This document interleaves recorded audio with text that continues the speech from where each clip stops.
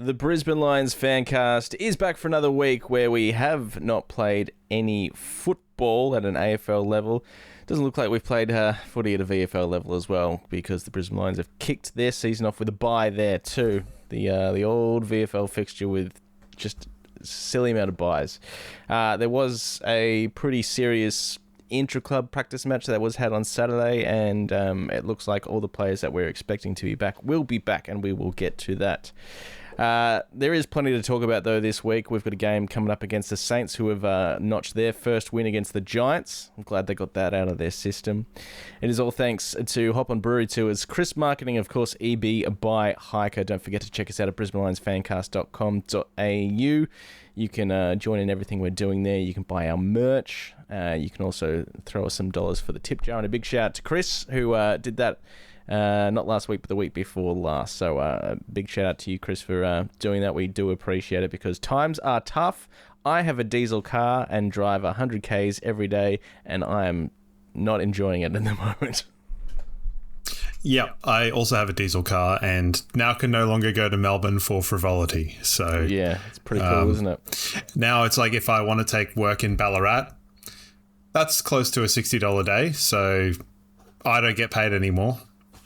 It's good, isn't it? I don't think I'll be moseying up the old, I don't know, dirt road. I don't know what the one to Ballarat is. It's awful. It's a terrible road and very dangerous. So yes, no, if you're driving on that, be careful. Everyone listening right now is all feeling the pinch at the moment because, well, the world's gone mad, as we all know. Hey, let's chat about some footy. There was some footy this weekend. As I said, none for the Brisbane Lions, but in pretty horrible but Brisbane Lions-related news, Jonathan Brown has suffered something pretty traumatic. Gone in for a routine scan, found a shadow on his brain. Turned out to be thankfully a small tumour, but still a tumour nonetheless. It sounds like, from what we've heard so far, they caught it pretty early. He's recovering well, and signs looking good. So I know not just the Lions, fans and community, but the AFL community at large is holding their breath and keeping their fingers crossed for the big man, because he's one of life and footy's great characters. Yeah, I didn't hear about that until quite a bit later, I think after he'd had surgery or whatever. But yeah, I hope it goes well, and it's a reminder to everybody to don't take medicine and the likes lightly, and get cameras put in places they probably shouldn't go, and radioactive nonsense spread through your bloodstream to have a look. Do that, because it can help and save your life. Yeah, so startling news, and I think everyone had a similar thought. Well, if anyone's going to get through this, it's the tough bastard that is Jono Brown. So I think we all sort of back him in to get through this. He's been through a hell of a lot already in his life. This is just another obstacle for him to just kick in the face and sit back and wash it down with a beer. So yeah, fingers crossed and everything. Hey, in other footy-related news, this one is for me. The Maruka Roosters, as you know, I've joined this year, the over-35s Masters. We've got our first game Friday night at Ormo. So if anyone's got nothing else to do on Friday night and feels like wasting a bunch of petrol, which is coming in at super cheap at the moment, as we've spoken about, and fancy a drive to Ormo at 7:45, should be a fun night. Where the hell is Ormo? Almost the Gold Coast. Okay. Oh, I think technically it is part right. of the Gotcha. Coast, Okay. I just don't think I think I've seen it on signs and never heard anyone say it. Such is the irrelevance of Ormo. Sorry to anyone that listens and is from there. You're a selfish bastard. We all knew it, but there you go. So just for that plug, you couldn't have waited until the first home game so all of the people could, stumble from Yeronga and Yorongpilly and even as far as Graceville, it's only a 10-minute drive. So, yeah. 7 of 11 games will be home games for Maruka, so there'll be plenty of opportunities for people to come down to Maruka and enjoy a nice family fun day out and watch some over 35s footy and have a bit of fun. I digress. Footy. Brisbane Lions. As I said, there was a pretty serious intra-club, and I guess people were just looking for how's Huey going to play. well is the answer to that. Got through the game 100% of game time. Got through the game untouched. Obviously, Dizzy will be back. Logan Morris played a little bit. I think he only played maybe a quarter or a half, but from all accounts, he should be ready to go for the game coming up against the Saints as well. Zane Zakostowski was playing down back again, so potentially going to hold his spot, and he has signed a contract extension as well. So it's been a good couple of weeks for ZZ. His career had gone from like purgatory, like will it happen, to like, yeah, let's do this. So good for him, really good for him. It's reward for effort, and it's reward for, I guess, stickability. And that's not to throw shade on any players that we've got in another sense. It's just, and there's a lot of players that have benefited from that. But yeah, I think I can see him taking that Harris Andrews role in the team until Harris Andrews gets back, and then we'll have a discussion then. So great for him, really great for him. Sam Draper moved well. I think he's better for having an AFL game under his belt, and Zach Bailey played a lot in the midfield. Got a lot of midfield minutes for Bales. Looks like Cam Rayner was playing a lot of one out in the square as well in that particular hit out. So some things to look out for against the Saints, and we know Cam Rayner loves playing against the Saints, especially down at Marvel as well. So as I sort of touched on off the top, the Saints got their win, so I'm glad they got that out of their system, because if they came into this game 0-3 with the little bit of spice that's going on that has happened between Chris Fagan and St Kilda in the lead up to this game, I don't think it's enough to really make it, a spiteful match by any stretch of the imagination, especially when it's 11:30 on Saturday morning, Queensland time. Sorry, what? Yeah. What time's that for me? 12:30 for you. Yeah. Who's playing 12:30 games of football? Like, that's insane. 11:35 for Queenslanders listening right now, which is absolutely piss. But you know what? That's pretty funny. Like, do you reckon it's better than the bye just? Yeah. I mean, the bye was pretty good this week. Nothing bad certainly happened. Came at the right time, yeah. So, I mean, I'm not going back into it about opening round. But, yes, not good. But no, I'm looking forward to that. When was the GWS and Kits game? That was a Saturday job. And it got delayed by, quite a while with lightning strikes and all that sort of gear. Yeah, right. Well, I mean, yeah, I sort of was just watching the numbers go up, because after sort of Thursday and Friday being good games, and then we looked at the fixtures last week and went, just call it a wrap after Friday night, really. Both those games did deliver, though. So yeah, I mean, I tell you what, the Giants that we got this weekend, just gone, is the Giants I expected in opening round. Like, this Giants team looked like a team that had so many injuries to key players, and they just looked inept, especially for the first half. Like, St Kilda weren't good by any stretch of the imagination, but they were getting scores on the board, and GWS just found every way possible to fumble, to miss handballs, to shoot themselves in the foot and not give themselves a chance, as St Kilda just managed to get scores on the board from the likes of Jack Higgins and, Cooper Sharman and Liam Ryan and stuff like that. So watching that game, like I said, I'm glad they got the win, because they'll, monkey off their back in that respect, and they can hopefully come into this game a little bit more relaxed. I don't think they will, but now that they've got the win, they can sort of, breathe a sigh of relief. But they didn't look fantastic. The Giants just looked worse until they put the foot down in the last quarter and almost stole it. Yes, I'm also just watching the West Coast Eagles and North Melbourne game, which is approaching half-time. Now, I jokingly said to you today when you said, what time would you like to record? And I said, just about in time to miss the match of the round. Now, I think I said that equal parts taking the piss, equal parts being entirely sincere. 3-point game. Yeah. 3-point game. So, but yes, going back to that St Kilda game, I think, yeah, you're right. GWS, I think the weight of injuries is kind of, it was always going to catch up with them. And St Kilda kind of having thrown the first two games of the season. Like, they were in such winnable positions in both games and completely fumbled. They kind of did as little as they could to win, and by still winning, if that makes any sense. Yep. So good for them. What I was referring to before was they both delivered was the Hawthorn Sydney and Adelaide Western Bulldogs game. So a slight miscommunication there, but that's what I was referring to. Oh yeah, big time. Thursday and Friday night football.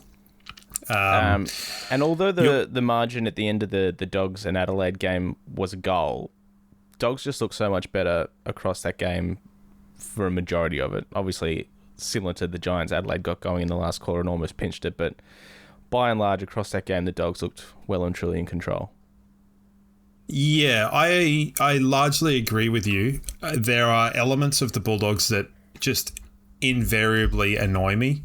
They get a lot of free kicks for things that kind of don't go both ways. You know, that one where Darcy got a free kick whilst also elbowing someone in the face. Got a free kick for it, and the other guy goes off with the blood rule, kicks a goal, or I think it was a point, but it doesn't really matter. But just things like that. There were a lot of, holding the balls that didn't go both ways and things like that. So, spitefully, I wanted Adelaide to win, but Adelaide have something weird going on in their style of play.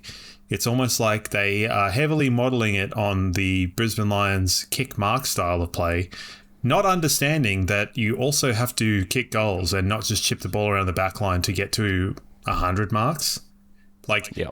The Lions, the last couple of years, it's been, if they take 100 uncontested marks, they win the game, 98% of the time. It's not because we just take the marks, it's because we use them to advance the ball and to get into positions where dangerous players can kick the ball. Adelaide had none of that until they started running and breaking lines in the last quarter, which is what they do. So It was a really weird thing. It was like watching an imitation of the Lions play, but they didn't have guys like Wilmot or Zorko or Kadeen Coleman in the back half being able to kick into the corridor. They just were kicking the ball around, going like, shit, we've just turned it over again. And, the Bulldogs had gone and scored. It was insanity. They also haven't, and aside from one really good thing, for the next 6 weeks, won't get anything out of Calamarchi. Really poorly coached. He's nowhere near anything. And the idea that the blueprint isn't there to go, hey, dude, why don't you sit on Bailey Dale? It really reminded me of when Cal first came here to the Lions, and it's sort of like, all right, well, where do we put you? I guess we'll chuck you on a wing, maybe a bit of half back. And it wasn't until, Cal put his hand up and said, look, I'd play my best footy up forward, and that's where he stayed and had the ability, the versatility to do that. He was the spare behind the ball in the last 5 minutes of each quarter, could play on a wing like he did in the grand final last year on Dempsey. But he played his best footy up forward, like we saw in the grand final in 24 against Nick Blakey and, countless other times as well, as that defensive forward that could shut, attacking halfbacks out of the game. It really reminded me of when he first came here. We didn't quite know how to use him, and maybe it'll take Adelaide a bit as well. Yeah, it came up in a conversation, and I said, look, he took 2 full seasons to remotely look like he was part of the team. And that's not to say that he wasn't an extremely important player over the last 2025 and 2024, with elements of him coming into the team and coming into his own in that first grand final year. But it took a long time for him, and he dealt with injuries and stuff like that. But he just looked to be either bypassed by his teammates or behind the contest, or too far in front of the contest, just a little bit like he wasn't in tempo with his team.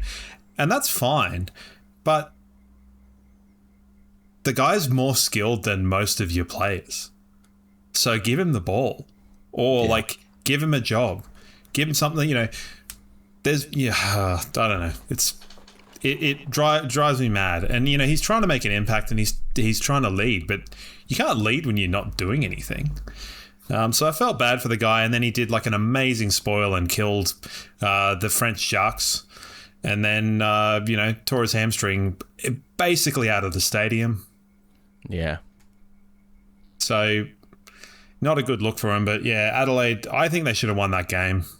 I thought the Bulldogs, whilst they, in inverted commas, deserved to win the game, I think Adelaide gave a lot of it to them in the first half with really dumb tactics, trying to imitate a style of play they're not used to. So, well, at the end of the day, the Dogs are 3-0 and they do look pretty good. They do look pretty good. Suns obviously look good, but they've played some pretty rubbish teams the last 2 weeks especially, and then underdone Geelong, but still.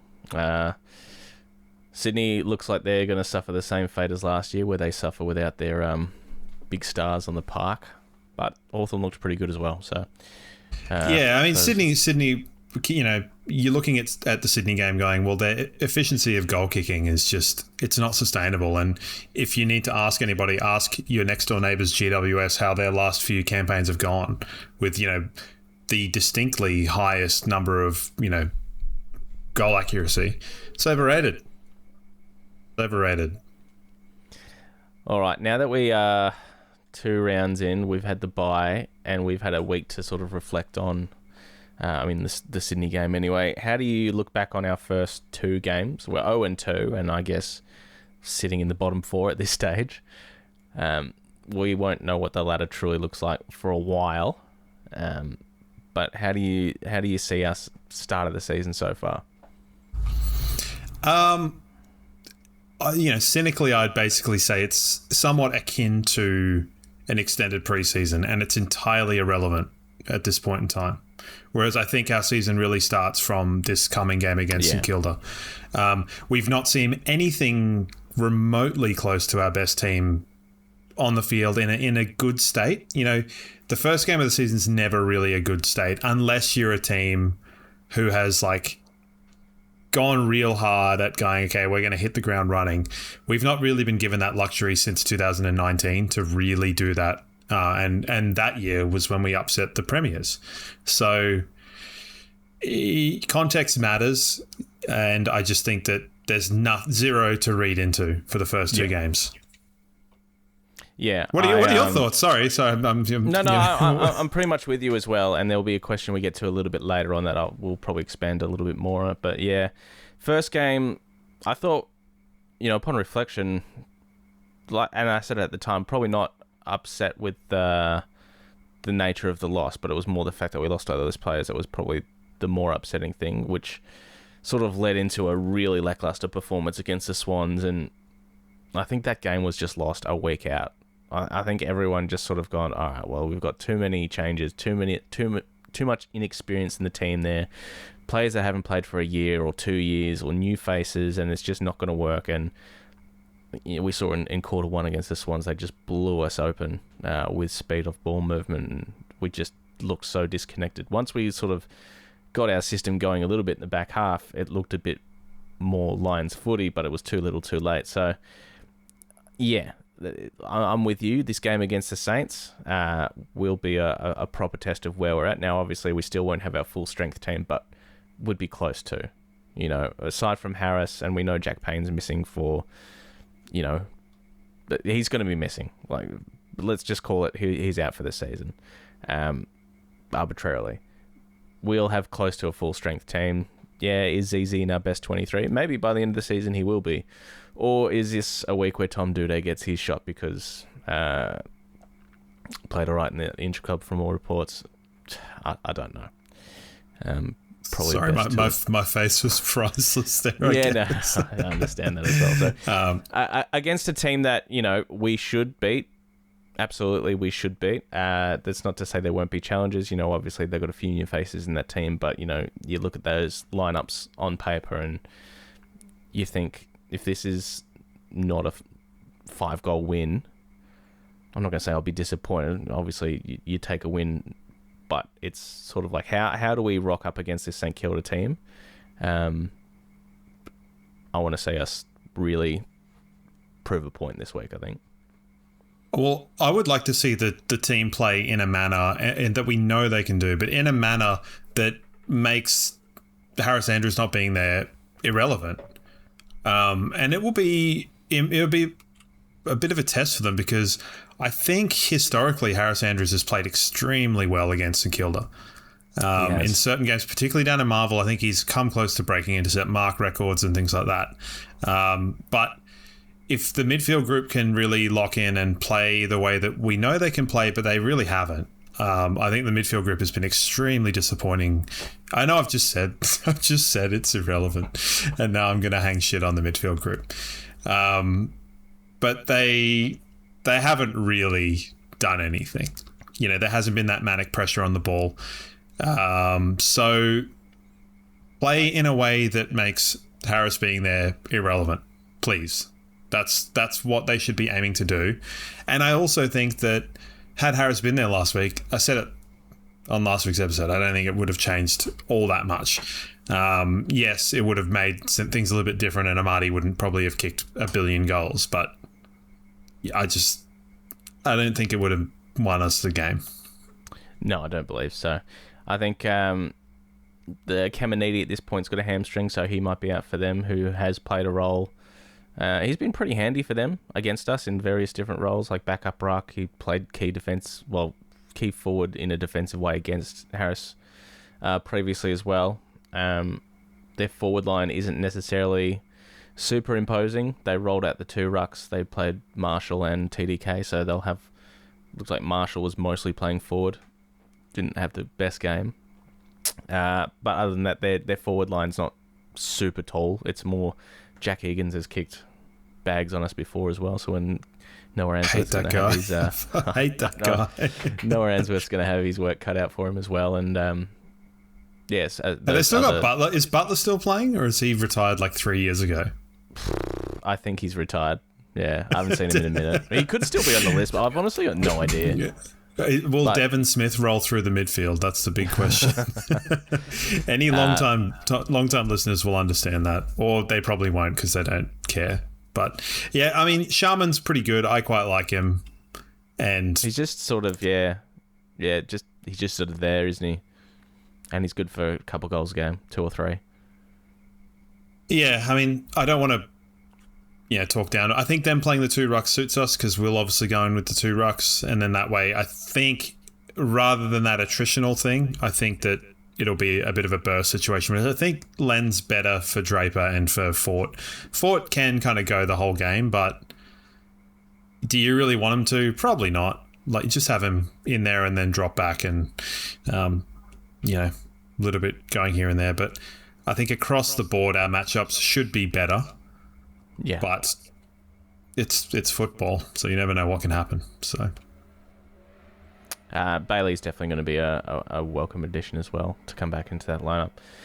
Charlie Cameron, he's been probably one of our best over the last 2 games as well, and Ryan Lester, as we've spoken about. So I think we should win this game. If we don't, and especially if we lose it and we walk away going, God, we just didn't rock up, or, the nature of the loss was really disappointing, then I think it's, we've said it's not time for panic stations yet, but I think if we come away with this with another loss, and especially if it's disappointing in the way we show up, then maybe it's time to start freaking out a bit.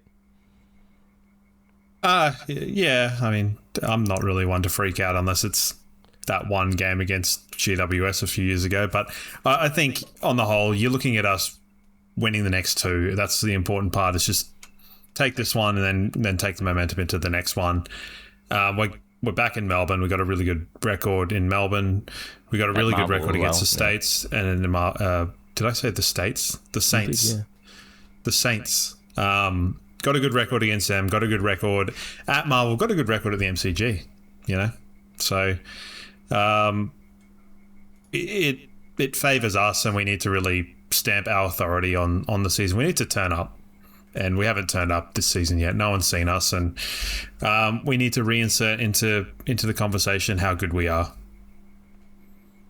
Yeah, just a nice little reminder, because I guess everyone's talking about Gold Coast, Dogs, Hawthorn, I guess a little bit at the moment. Yeah, it would be nice to be back in that conversation, but at the same time, I don't really care. Let them sleep on us again.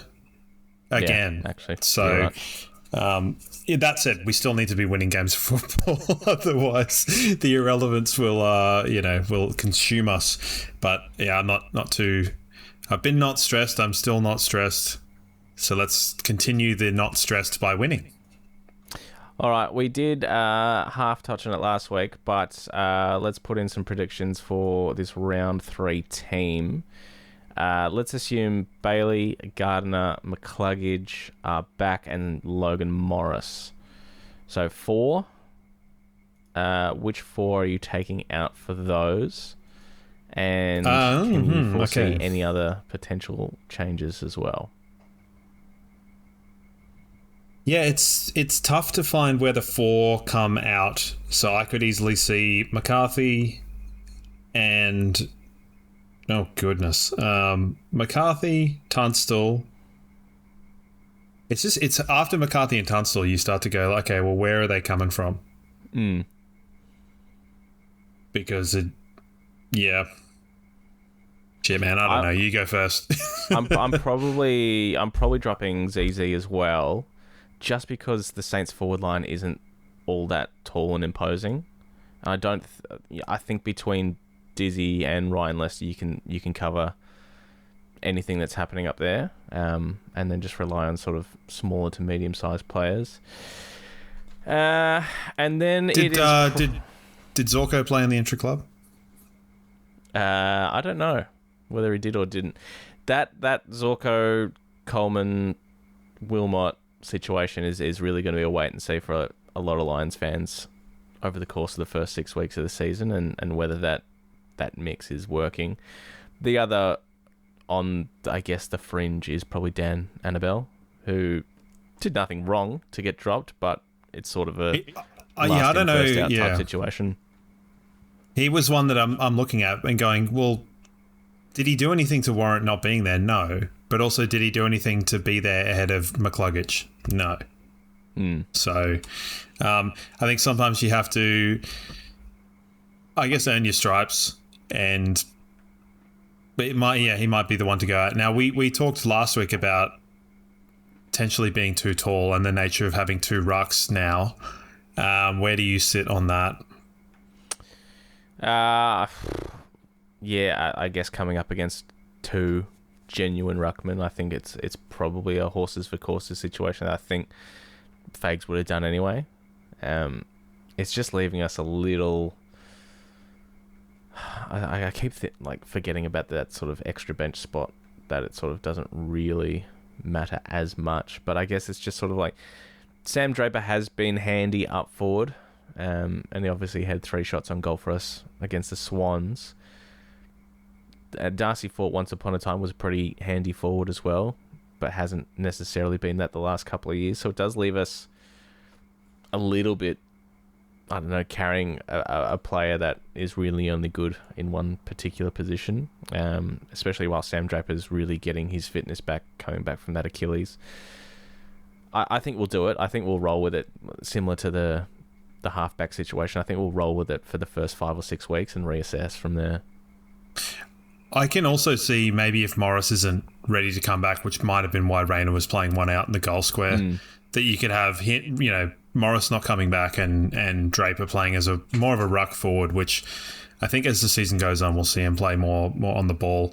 So my definitive ins and outs are going to be like Gardner in, Bailey in, McCluggage in, and is that it? Is there anyone else I'm missing? Well, Morris is the half. So we won't have Morris come in, and we'll have out being Tunstall, Zakastelsky, and Link McCarthy, I want to say. Yeah, okay.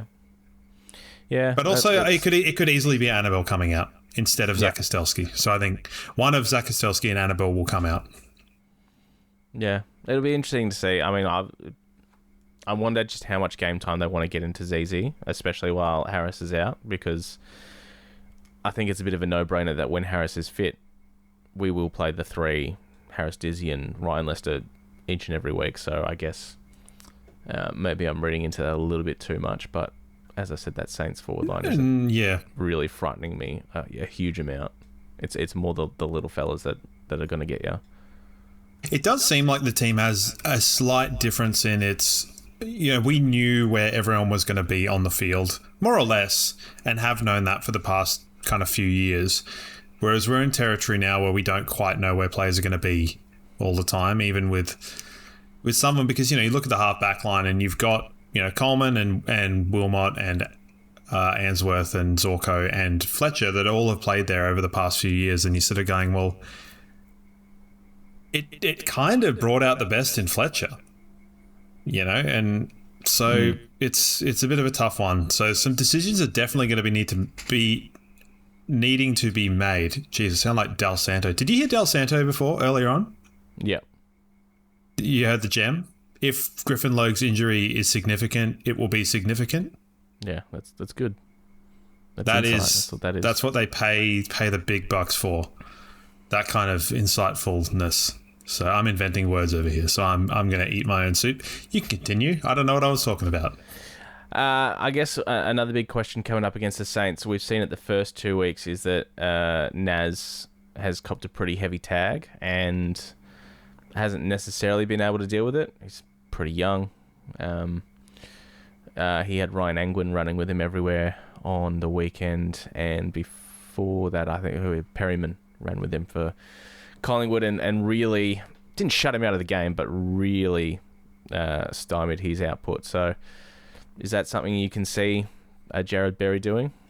Or I Dunks? think it's probably more Berry. It could be Berry, it could be Fletcher as well. Fletcher can kind of go with him. I think he's got a little bit of toe over Berry, and that could be a potential line break, which I think is very important in the modern game. Add some strings to Fletcher's bow, man. Just give him the Naz. Let him go with him. Be interesting. I know that Bez has obviously got the running power to do it. He's got the running power over distance, I think, and that longevity, and he's pretty relentless. But I think, just that fleet of foot is sort of the element where, certain players have gotten us in that quickness out of stoppage and things like that. And there have been times where Berry and Fletcher, or Berry and one of the wingers, have done a job together. So Berry, of course, being a winger, but at stoppage, and the other one. So it could be a group thing. You could look at Dunkley at stoppage and then one of the wingers rolling on, like we did against Melbourne a couple of seasons ago. Or you can look at what they tried to do to Nick Dacos a few years ago before Berry got injured, and then it all went to shit. So there's a lot of opportunities and a lot of things that they can do. So yeah, I mean, looking forward to it. I guess just looking forward to seeing us play footy again and seeing what we can show up with, and hopefully get a win, because that would be nice, albeit 11:30 in the morning. Will you be going to EB? I won't be going to EB. Well, actually, I might, because originally I had my footy game on the Saturday. I thought, that's going to take me out. But nice little segue there. Of course, ebuyhiker.com.au. Book yourself game day package for $70 when you use the code LionsFancast26. $70, you get 3 hours of drinks and a meal in a fantastic venue where you can watch the away game as well. So this is they're going to be doing this every away game. Head to the website to book yourself a table. You got to book those tables by midday the day before. So by midday Friday, you got to book those seats at ebuyhiker.com.au. $70, 3 hours worth of drinks and a meal from the kitchen there. Unprecedented value. Yeah, that's significantly better value than what I would get at the Bowsers at this point in time. I would say, so I remember, this is going back a long time, so 2009, I want to say, when we beat Carlton in the first final, and then we played the Bulldogs down in Melbourne. Now, at the time, I went to the quote-unquote Lions Den, and I can't even remember the name of the pub in South Brisbane. And there was 3 people there to watch a final. So, yeah, right. And it was the designated home of the away games. It was dreadful. I'm pretty sure that pub, like all the players used to go there afterwards or whatever. Like I never saw them because I was maybe the Chalk. That's the one. Yeah. It was the Chalk. It no longer exists. Yeah, I think that probably no longer existed as of about 15 years ago. But yeah, dreadful. It was dreadful, and by all accounts, I've heard from one person that EB is very, very good. So, cool. That's Check my it little out for anecdote.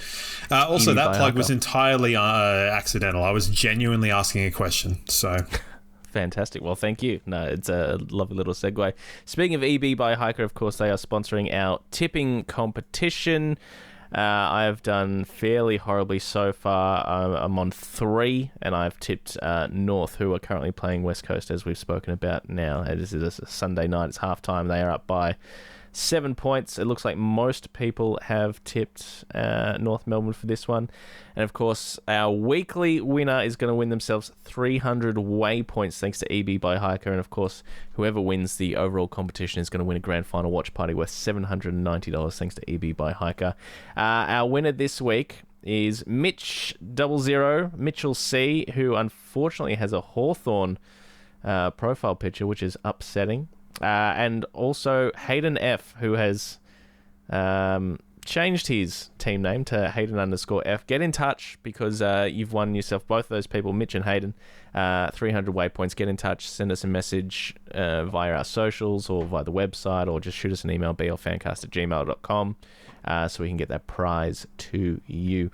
now, are we sure we're not going early on that? Because what if Mitch, the Hawthorn knob, has in fact tipped the wrong team? Well, even if he has, that's fine. Okay. I mean, me, you know me, I'm a tip North.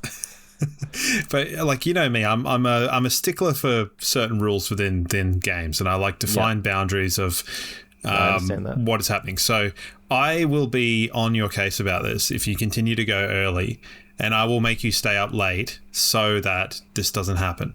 My tips went slightly better than yours because I didn't tip Essendon. Why did you tip Essendon? I was just really thrown off by how bad Port were against North. I thought at least Essendon showed a little bit of something against the Hawks for a half. Port showed absolutely nothing. But they did today. So, yep, egg on my face. Smacked Essendon. And if you're Zach Merritt, why wouldn't you want to leave that place, and why would you sign a contract extension, honestly? Well, the funny thing is that Essendon are not going to get 3 first-round picks for him next time round. It's just not going to happen. So we traded. You tipped Swans and the Bulldogs because you love the Bulldogs. You're like David King. You love the Bulldogs. By the way, I just want to say, speaking of David King, so I tipped Hawthorn and I nearly got the margin, but I didn't quite get the margin. But I was... When it got to 2 minutes left... and Hawthorn had the ball. They had the ball the last 2 minutes, and David King chimes in and goes, "Yep, they'll train this 2-minute drill all off season. They'll know what to do." Ball immediately kicked up the line to a turnover, and they turned the ball over 3 times in the last 2 minutes. I know they scored a goal. Watson scored a goal, then taunted the fans, then got annoyed when they threw shit at him. Like, I know you shouldn't be throwing shit at people, but don't directly taunt the fans. So they turned the ball over 3 times, and they're like, "Oh, they've drilled this. They know what." It's like, shut up, David King. Seriously, man. Like, you don't really know what you're talking about most of the time. Anyway, that's all I'll say about him. We got to do next week's tips, don't we? We do. Thursday, 26th of March at GMHBA Stadium. It's the Cats and the Crows. It should be a fun game. Yeah, I reckon the Crows are going to get belted. You do? I'm going the Cats by 40. 40? Yeah. Yeah, I can't see... I don't know. Yeah, I'm going to go the Cats, but only by 4. 4? That's just because you're too lazy to click the button 40 times. No, I don't know. Okay. I think the Crows will have learnt a bit from that and how they need to play, and I don't know. Cats aren't really... Obviously, they got smacked up by the Gold Coast. Gold Coast, just pinched one against Freo, and that was also at their home ground, but a week off. I don't know. We'll see. Yep. I'm not sold. You tipping Collingwood and St Kilda? I'm tipping Collingwood and I'm tipping Brisbane. He comes back. If I could do a margin, I reckon we're going to smack St Kilda. I honestly think we're going to win by 30 or 40 points. I think there's some pretty comfortable tips until the last game of the round. Port. Ooh, Carlton, Melbourne. This is an ugly game. Carlton. I do like some of the stuff Melbourne's been doing. I just think they're just not there yet. They're still obviously very young. Carlton are awful. Like, Carlton are so bad that I'm going to tip Melbourne. And I'm pretty sure that this conversation has been had last year at various times of, like, they're so bad, but somehow in the really, like, awful, ugly games, Carlton somehow find a way to dig in and win. But I am going to tip Melbourne. So I've gone Geelong by 40, Collingwood, Lions, Fremantle, North Melbourne, Port, and Melbourne. Yeah, we only differ on the last one there as well.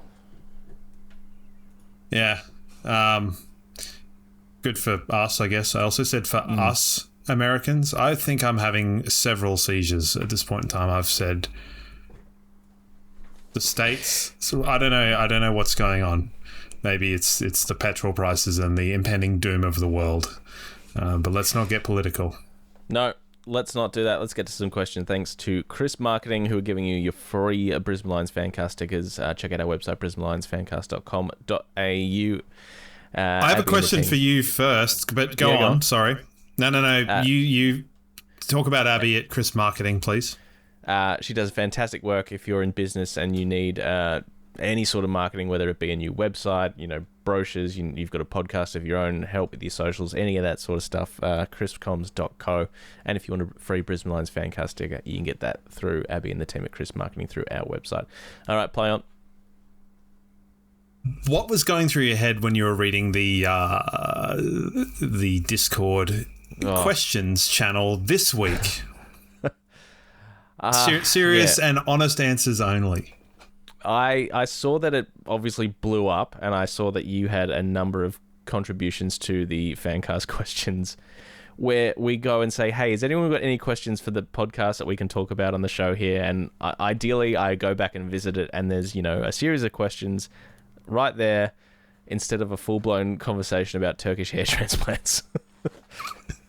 And how many apologies were issued to you in that thread? Yeah, there were a couple. Yeah, because I knew that we'd lost control of the situation. But, there were... It was quite funny because I don't know if you watched it, but a few weeks ago I sent you a snippet of another podcast that I listened to where he discussed losing control of the podcast, and there were talks of the medieval times. Now, the medieval times came up. So, and this what I sent you was under the pretense of it could always be worse, referring to me. It's gotten worse. But what I can say is the talk about the Turkish hair transplants came from a legitimate question. It did. Albeit asked by me. So let's go to the questions. My question came from something else, so it requires a lead-in. So first question. So Trojan starts with, what are your thoughts on Benny Keys getting a fan to hold on to the ball to hold up the game? Quality shithousery, in his opinion. I loved it. Now, if it happens again, or if it happens often enough, it's going to get stamped out. But, 1,000 IQ play. Imagine being a fan costing your team a 50-metre penalty. Well, I don't... Ooh. Could happen, because I remember a Brisbane fan did this a couple of years ago. I want to say like 4 or 5 years ago, over in Perth. The ball went into the crowd, and then a Lions fan, he did, that classic, who do I give the ball to? This guy? This guy's free kick? Are you sure it's this guy? He's sort of doing that to the umpire before he threw it back, so he bought a little bit of time, and I remember seeing that at the time going, that's elite. But having a player to actually instruct the crowd to go, hold on to that, like, hey, give us a second here. That's awesome. I think it's taking advantage of the home crowd, the 19th man on the field, as they quite often say, and actually using it. And you're, I guess, technically not doing anything wrong to halt the play. You are, but you're not. Yeah, I mean, it is funny that they kind of lost and weren't able to take a mark with this possible 3 seconds that were not given to them. But so who's laughing now? Probably the Bulldogs. But I thought it was fine. I don't mind. I've definitely done that at a local level. It screams local footy, doesn't it? Yeah, like I'm a little bit embarrassed about it, if I'm being perfectly honest, because I didn't just withhold the ball, I then pegged it at the player. So Nice. Sorry, guy from, I don't know, whoever the hell. I didn't commit it that much to memory, but definitely I was being a dickhead. So I think if I'm in the position of the fan and it's tough. You know, imagine that's a prelim final and the ball comes to you and you got Lockie Neal coming over going, hold on to that, like, do us a solid here, be part of the club. I'm going to do it. Oh, absolutely. You got to do it. Like, Yeah. Otherwise you're a traitor. So you can be a knobhead or a traitor. Pick your poison. Danielle, who is a long-time friend of the show, if it's not too late. Hold on. Yep. You got to go to my question now. Okay, yeah. So this is the importance. Danielle, apologies. Your thoughts on Patrick Voss rubbing Harry Petty's bald spot?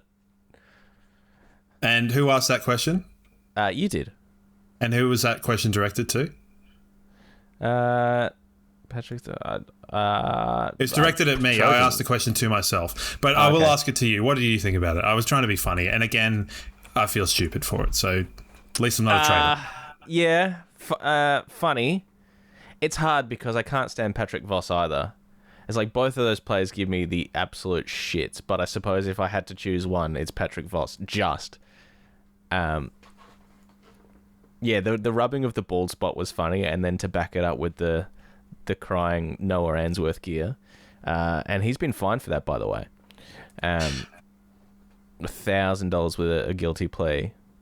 Did you notice that in that article they cited that Dane Zorko had sledged him so horribly that he had, like, I thought we'd figured that out because it is perpetuated. Now, I don't think Zorko's a saint, obviously, but it was kind of shooting into the night, and we've talked about it, and it's like he said something that wasn't true, and the guy cracked. So it's like, oh, you're lactose intolerant, and they're like, but I'm not. But also, what if I was? And then they get sad about it. Like, that's not what it is. But come on, man. Like, Petty was clearly equally as in the wrong as Zorko, and it's still just get Zorko. But yeah, I mean, if it was anyone else, probably wouldn't have liked it, but it's Harrison Petty, and I've been calling out his bald spot for a couple of years now, and the talk of Turkish hair transplants, we've got 4 of us ready to go because, Father Time has not been kind to my hair. I was getting ready for the podcast today.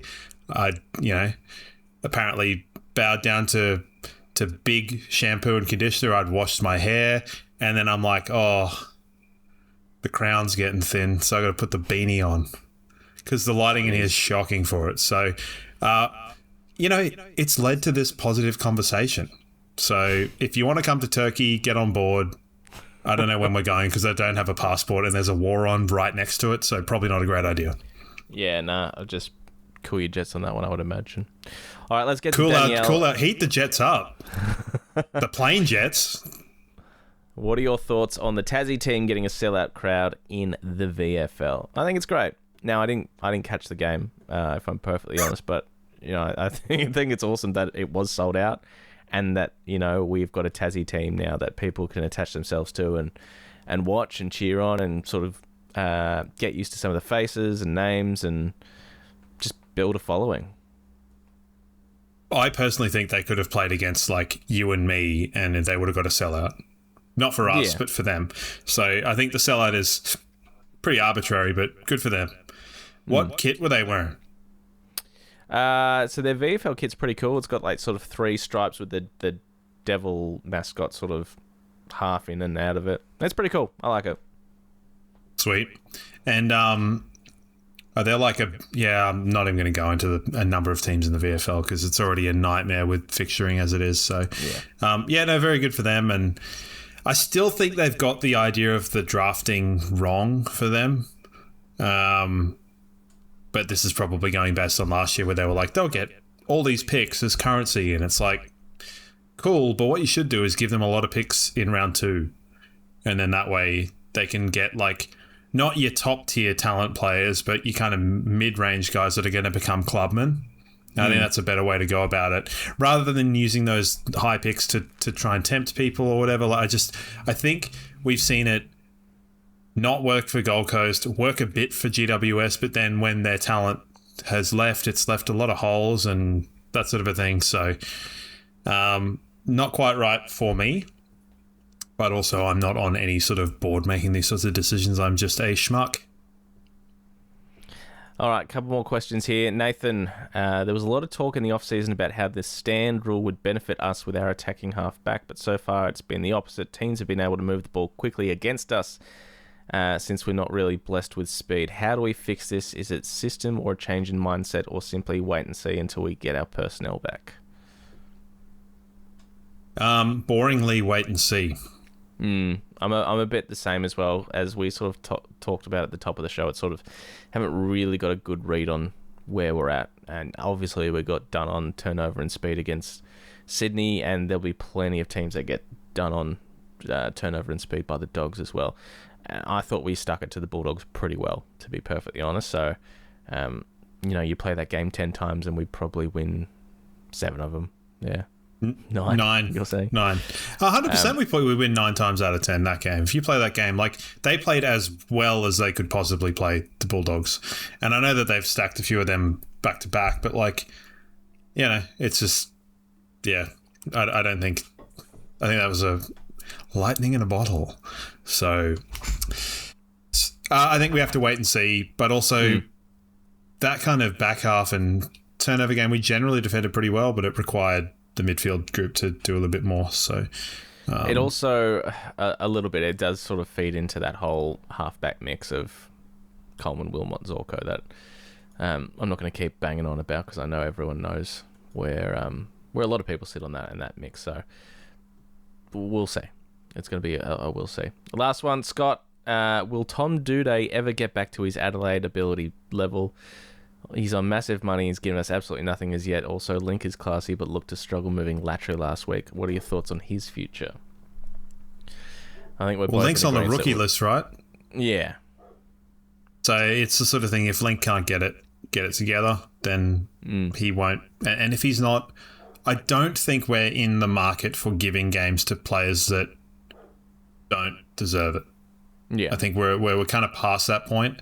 I can see it in years gone by, and we tried with guys, unfortunately, like Rich, and with probably Gunston, we held on a bit too, Mitch Robinson. It's like, we don't need to be doing that now, because we've got plug-and-play players ready to go across the board. And when you got guys like Bruce Reville playing their best football out of nowhere, it's like, that's the kind of stuff that's coming from underneath. So yeah. If they're not fully ready and firing to go, it's not to say their best isn't good enough, but what they have to do is, if they get an opportunity, play at their best and show the reason why they can't be taken out of the team. Thoughts? Yeah, Tom Doedee, I'm not expecting. I think Tom Doedee, I'm prepared to just sort of write that off. Yes, he's on big money and a long contract, but it could have been a masterstroke in the same way that Link initially was, and Joe Danaher was. Like, you take an injury-prone player and you get the absolute best out of him. It hasn't worked in this case. Maybe he'll play some footy this year. Maybe he won't. It all depends on, if injuries do happen to others, and maybe he gets a game, maybe he doesn't. If he can stay fit himself. Link, I'm a little bit more optimistic about, because he's a very good footballer. Like, he's got, a footy brain, and I know he's, remarkably talented, and he's got good skills. So I think he's more likely to work himself back into it, and I can see him playing games this year. He still does look like someone that's missed 2 years of footy, and that will take a little bit. Yeah, I want to make it clear that I do really want Link to play football. He's one of my favourite players, so I'm not saying that they're irrelevant. I'm just saying that I think they need to take the opportunities when they've got them, because there are other players waiting. And I agree with you. Link McCarthy's got a good football brain. He's very involved in the club, even through his injuries and stuff like that. And he's the sort of player that you could kind of drop in different areas on the field for him to do a certain job. Whether that'll work or not remains to be seen. But I think he's the more likely of the two. Dude, he just needs to play consistent football. But he was kind of playing consistent football before he played that one game against Melbourne, and it didn't look good. Yeah, so that's another bloke that just has missed so much AFL football, but by the time he gets back, it's so overawing, the speed of it and the physicality and everything. Is just sort of like, it's going to take him a minute to get used to that level of competition again. And this is the same for Link, but as I said, I'm probably backing Link in a little bit more to get the hang of it quicker. Link looks far more fearless when he plays, that he's willing to really just put himself kamikaze out there. So, yeah. I have a question. Have we got any more questions? Or? No, that is it for questions this week. I have a question to you. Do you think, now, I could do the... First off, your clickbait title last week was astounding and disgusting. Wasn't it? It was filthy, and I did not care for it because not at any point in time were those words uttered. But so my clickbait question to you would be, have they got the last touch rule wrong? Your first reactions? No. We've now this week seen a lot of players shepherding the ball out to get the last touch free kick. Now, that's not a rule in the SANFL. If it's shepherded out, it's a throw-in. Oh, right. I think they've got it wrong. I think they've got that element wrong because that rule was brought in to stop that sort of stupid shit where you're going, oh, well, the ball was kicked, I'm going to shepherd it for 20 metres and have it go out of bounds and get a free kick. I think they've got that wrong. And but if you look in their laws of the game, they just skipped that entirely. So yeah, okay. That's one to watch out for me. Okay. I know the explanation of it so far has been pretty simple, and I think Greg Swan said that it's like, if you would call it a goal, then it's last touched out of bounds. Like, and that's the same rule that would apply. So if it would be a goal, if it was crossing the goal line, then it's last touch and it's free kick other way. That's the metric. Is handball? Handball as well is obviously where that comes into disrepute a little bit, but in terms of, coming off the boot, it's like, well, if it would be a goal, then it's out of bounds, and then it's a turnover. Yeah, I just think that with the shepherding, it could be better, but I also saw NBA style, I can't remember what game it was. The handball into the foot and off, yeah. Yeah. So that's garbage. We're going to see a little bit more of that as well. Garbage. Disgusting. So, yes, they're creating problems for themselves by, I guess, not addressing the problems. And the stand rules got all sorts of stuff and the 50 metres and blah, blah, blah. But, yeah, it would be our game. I saw the phrase coined that, allergic to stability or obsessed with change or something along the lines. So maybe the goal song draft will be coming soon. Now, normally Hop on Brew Tours bring us your votes each and every week. No votes this week, so they are going to be bringing you this week's how many games for Brisbane Lions did they play? And don't forget, Hop on Brew Tours officially turns 10, and they are celebrating on the 12th of April from midday through until 5 at Precinct Brewing on the Gold Coast. And you can always book yourself a half or a full day tour at hoponbrewtours.com.au. How many games did they play, and who played more? I'm overwhelmed by the amount of handsomeness in this photo, and the nipple got me. It's a handsome start, isn't it? Your first matchup is Marcus Adams v. Dev Rob Robertson, who is currently on the field for the West Coast Eagles right now. Who played more games for the Brisbane Lions? Well, I'm going to go Marcus Adams. Dev Rob played one more game. 47 for Dev, 46 for Marcus. Now, hold on Adams. a second, because last week or the week before, I was quite, prickly at the idea of subs and sub appearances. Now, I can categorically say that Dev Rob has made more than one appearance as a sub, so I'm taking the moral victory on this one. You can take your moral victory, mate. And I want a bracketed number of subs, please. Do your homework. Okay. This takes long enough to do it. Very, very rich of me to say do your homework, given I do contribute very little to this. Your next matchup, Brett Voss and Grant Birchall, who played more games for the Brisbane Lions. Now, obviously, Brett played a few for the Brisbane Bears. They're not counted. Brisbane Lions only.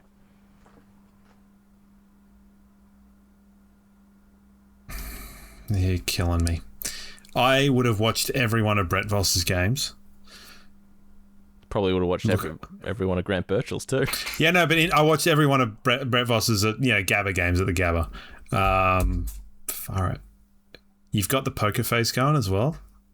You cretin. Brett Voss. Grant Birchall, 39 games, which did surprise me, if I'm honest. 35 for Brett Voss, who obviously went on to play a few more for St Kilda as well. How many did Brett Voss play as sub that weren't included?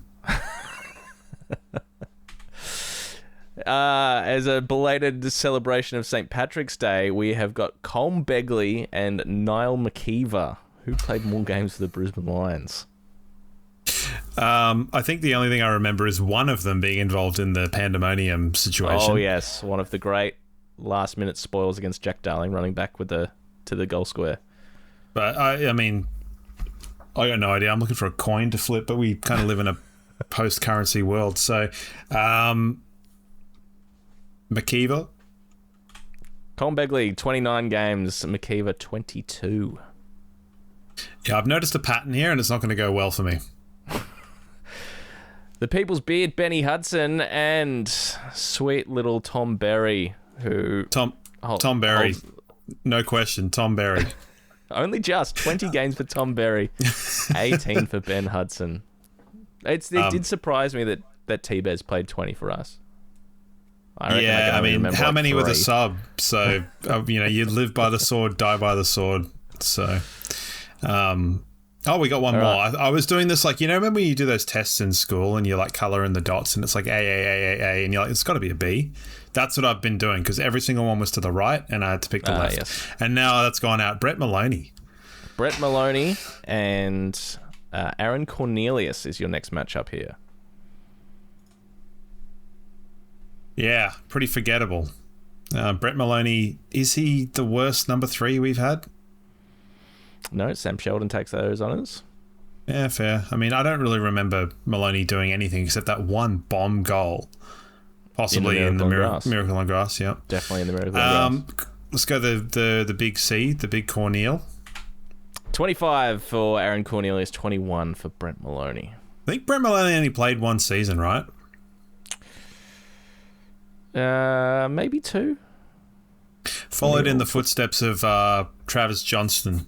It didn't go particularly well. So, all right, your last matchup today: Matty Eagles, the recruit himself, and Mitch Hinge. How many games, and who played more for the Brisbane Lions? So I'm fairly certain it's Matt Eagles, and I'll give you the reasons. Because he played a sneaky couple of games during COVID that I don't recall him playing, but I think he's only played 7 games, and I don't think Hinge has played that many. But I'm probably going to be immediately proved wrong. No, you're dangerously almost right. 6 games for Matty Eagles and 3 for Mitch Hinge before he went off to Adelaide and has been a pretty integral member of that team. So there you go. Do you remember Matty Eagles' debut? Yeah, against the Hawks. That wasn't his. I don't think that was his debut. No, it was. No, it was. That was his first win. He played against Collingwood in that game that you and I went to at the Gabba. The KFC game. What? Where we got KFC at the end. The best KFC ever. Did we? It might have been that game. Might have been a different game. I don't remember getting KFC with you. How drunk was I? That's why the KFC was so good. Oh, dear.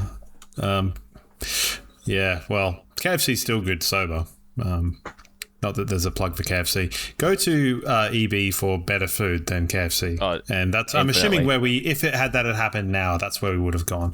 Definitely. No, I think his first thing he did was he just choke slammed someone to the ground, and it was really good. We love seeing that. Yeah. That was hideous. That was good fun. When are you going to change it up from games played to, as we said last week, random stats? Behinds, tackles? I will work on that. Good. All right, that will wrap things up for this week. We got a game against the Saints. 12:30 Vic Bias time or 11:35 for Queenslanders. Interstate time. Yeah, that's right. Let's get a win on the board, please. I'd like that very much. I think that's kind of what the doctor has ordered, and hopefully the doctor does deliver. But it'll be all right. Like it's the Saints. Saints don't scare me in the same way that the other ones a bit can. No one scares me, but they might. Thoughts on the hamstring, situation? Yeah, there's a few of them, isn't there? I think slightly skewed by the fact that they're all over 30s that are like, except for Connor Rosie from today, but that was just him doing like a weird hyperextension dumb thing. All over 30s that were kind of a bit speculative, and maybe you're not able to play like a 30 plus. Not everyone's Dane Zorko. So when you look at it and go, well, it's Tom Lynch, Nankervis, Petrarca, Calamachi's had his fair share of injuries. Who else? Someone else. Yeah, there's been a couple. I think it's just coincidence and a bit unlucky this week. Absolutely, it's coincidence. Quick. Game's too quick? I said the game's getting real quick. It is sort of floating into that NBA style. You have a go, we have a go. Yeah, I don't love it. That's a big wait and see. I like elements of tactical variety, which we're getting, but I think in a lot of sports around the world, you're kind of getting a weird melding towards a certain way to play. But who am I to, worry about that one with this paraphernalia behind me? I've ruined another sport. I can ruin this one. In other news, by the time people will listen to this, it will matter out. But Eagles are up by 3 goals in the third quarter, almost the end of the third quarter. Oh, good for them. Legitimately good for them. Good to see guys like Elliot Yeo running around. He hasn't been able to run in quite some time. No, and he will injure himself by the end of the year. That's a guarantee. Yeah, and it turns out that Griffin Logue's injury was significant, apparently. So the wise words of Nick Del Santo just penetrating the cultural lexicon.